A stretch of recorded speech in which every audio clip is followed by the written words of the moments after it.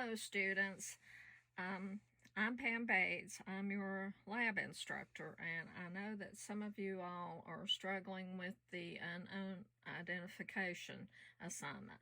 So I have sent out several announcements and tips and hints and emails, but I thought if I made just a short little video and showed you the step-by-step way of going through this, that it might be helpful. So what we're going to start with is this file that I sent you. Now I'm just going to show you on the computer. This is going to be very short, but how you need to do this. I think that some of you are confused and maybe making this too difficult, more difficult than it needs to be. So the very first file that you have is your actual unknown file, the very first with the gram stains. You have to know what your gram stain results are in order to know what testing to perform. Once you know what your gram stain results are, then you can look and see what testing you need to perform in order to identify your organisms. So you have 3 unknown organisms. Here's the first gram stain, second gram stain, and the third gram stain. Now you don't need to send me the actual gram stain results for these at this point. That will need to be included in your final report that is due on Friday, November the 6th. Now be sure that you follow the instructions for doing your report. So this is your first file. Once you look at these, if you have any problems identifying the gram stain result, in other words, is it gram positive or gram negative, and the morphology, which is, there's 4 different, well, really 2 different possibilities, but you combine these into making 4 different possibilities. So you've got gram positive or gram negative, and the morphology is cocci or bacilli. It's cocci or bacilli, which the bacilli are rods, so it's the same thing. So you can combine these into 4 different possibilities: gram positive cocci, gram positive bacilli, gram negative cocci, or gram negative bacilli. We're just keeping this very, very simple. There are additional, very detailed, more specific identifications for the morphology that you can use, such as diplococci. They can be filamentous rods or bacilli, but we're not going to go that deep. We're keeping it very, very simple.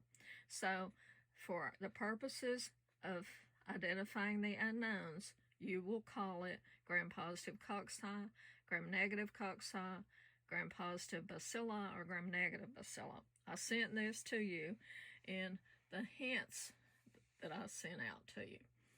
So if you do have any trouble identifying what the gram stain, the interpretation, in other words, is it gram positive or gram negative, or the morphology, is it cocci or bacilli, go to your laboratory manual to exercise 5, I believe it is, and you can see you don't need to review how to do the gram stain unless you want to, the actual steps of it, but you will need to go down through here.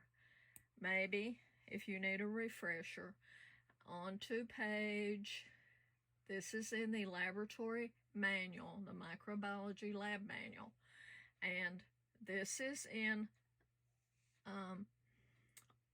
it's posted in Canvas under the resource materials. So look at this on pages, well, really page 32 will tell you, and you can read more within this whole exercise if you want to, but this tells you very plainly gram positive cells or gram negative cells. And cocci are round, bacilli are rod-shaped, elongated. Now, they may not be very long. Look at these, how short they are. But those are your gram stain identifications. You need to know that in order to do further testing. This right here was your first file that you had available to you. Once you identify for your own use, if they're gram-positive rods, gram-positive or gram-positive bacilli, same thing, gram-positive cocci, gram-negative rods or bacilli, or gram-negative cocci, that is your starting point. You have to know that before you can know what test to order. Some of you are not understanding about the test orders. The reason you need, here's the instructions for how to do your unknown identification. It's instructions for students. If you go down in this file, this is your dichotomous key. Some of you are confused, I think, about what the dichotomous key is. And maybe I got to thinking yesterday, maybe it was an assumption on my part to think that you might know how to use this key. So I actually, if you notice, this one from the instructions is actually on it's in two different tables, but we can make it into one table, just elongating this table to make it a little bit easier to look at, which I have done for you. So how do you know what test to order? Let's go over to the file that I sent you with the hints, where I put it all in one table. Here's the dichotomous key. Look at this table. I highlighted these to show you an example. Go up here and look. Your first step is to identify the gram stain characteristics. That is your starting point. This is like being a detective and trying to figure out a murder mystery. You have to rule out certain culprits. So your identification of your unknowns will come from these 6 different organisms. Very first thing, this is your blank table to use to record your results that I send you for your test after you send me a list. Now I'm going ahead and sending, if you send me a list of tests that you would order, it may or may not be right, but I mean, you may not have gotten it correct, but I'm going to go ahead at that point when you send me that first email telling me what test you would order. I then send you this other file, which is the second file right here. And I show you the test. Now, you may or may not have ordered the correct ones, and you may or may not need all of these tests, but they're included. And I've made tables for you. This is what you will use. And I put the gram stains back on there, the photos. This is the table that you need to use to identify your organisms. These are the tests, and these are positive or negative. Now, if it's an unnecessary test that's not actually needed, then you may not even need this, and it will look like it's negative, but it's really not applicable. And I send that little tip to you when I send back your second file to you. This is the file you will get from me when you send me your test orders. In other words, what would you order? Do not send me an email saying initially, without any test, identity organism number 1 is, for example, E. coli. Number 2, Pseudomonas aeruginosa. Number 3, Staphylococcus aureus. There is no way that you can know the identity of the organism, because that's the whole purpose of doing these tests. So you have to look at it and determine what you're going to order. How do you do that? Go to this tips, this hints that I sent you. If you look at the gram stain, remember that's the starting point, and you know that it is a gram-positive cocci, say for organism number 2. This is an example. This is not, your answer here. But I'm using an example. Okay, say well, let's use another example, the one that I've used in this hints here. If you read all of this, you will see what I'm talking about.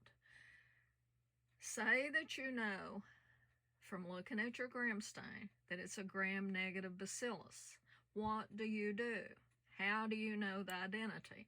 You can't look at your gram stain and say, oh, it is, one of these 3. But you can look at your gram stain and say, you can't say, in other words, you can't look at your gram stain and say, it's an E. coli, Escherichia coli. You have no way of knowing that from your gram stain. All that you know is that it is either, look here, gram reaction negative, morphology bacilla. Down here is a little legend. You know that if it's a gram-negative bacillus, it is one of these 3 different organisms. It cannot be a Staphylococcus aureus, Staphylococcus epidermidis, because those are gram-positive cocci. You've already ruled those out. It cannot be a Bacillus subtilis because it's a gram-positive bacillus. Therefore, you don't have to order any of the tests that you don't need.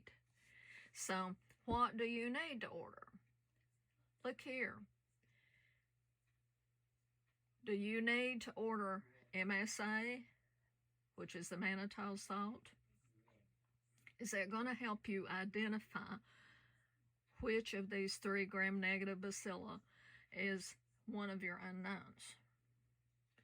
No. So look at what the differences are in the test results for those 3 different organisms. That, and I highlighted it up here in blue for this example.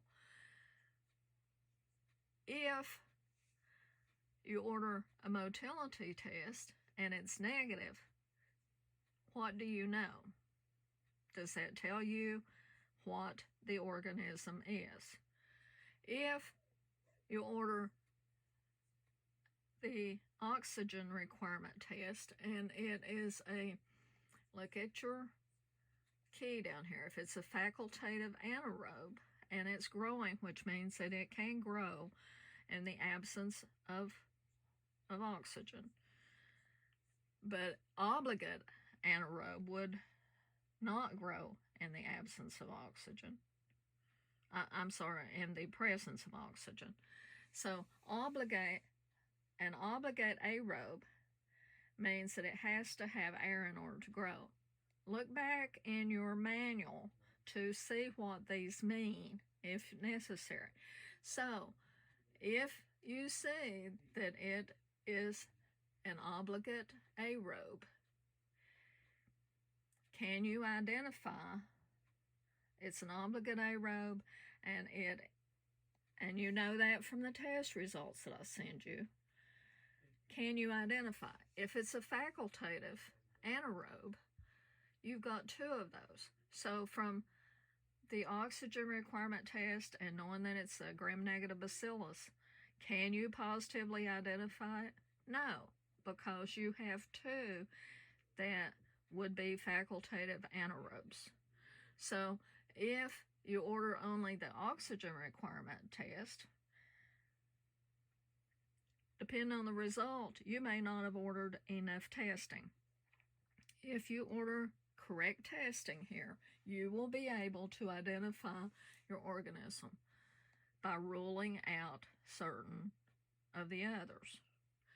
Now, these X's here for MSA, growth, the minus sign, look down there, it means, well, I don't think it says that down here, but a minus sign means it's not growing. It's negative. It won't grow.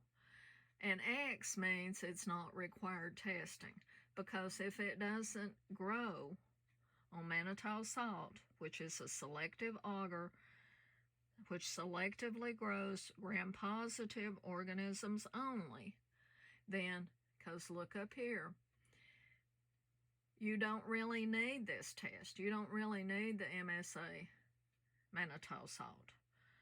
So, likewise, if your organism is gram-positive, you know that you need certain tests, but do you need all of the tests? No, because EMB, S-methylene blue agar, is selective for gram-negative rods. Your gram-positives won't grow on it. You don't need that test in order to rule out certain organisms in that case if they're gram-positive. So this is an example, and I hope that that helps you. As I say, it's incorrect to send me an email though, and after you don't even have a list of the test results to tell me that an organism is a certain identity. You're guessing at that point. So this is an example up here. If look at your gram-negative bacilli, say one of your unknowns is a gram-negative bacillus, then one of the tests that you would need over here would be a citrate test. What do we know if the citrate test is negative? I use this, compare these. This is your unknown result. These are a known positive and a known negative. So compare this, and you can do that for each test in the manual. This is an example. Once you've done that for each of your 3 isolates, you will need to follow your instructions right here. If you don't follow these instructions, then you will not get credit for writing up your report. The report is due by this Friday, November the 6th. Once you send me your email as to what test you order, then I will send you the second file, which looks like this.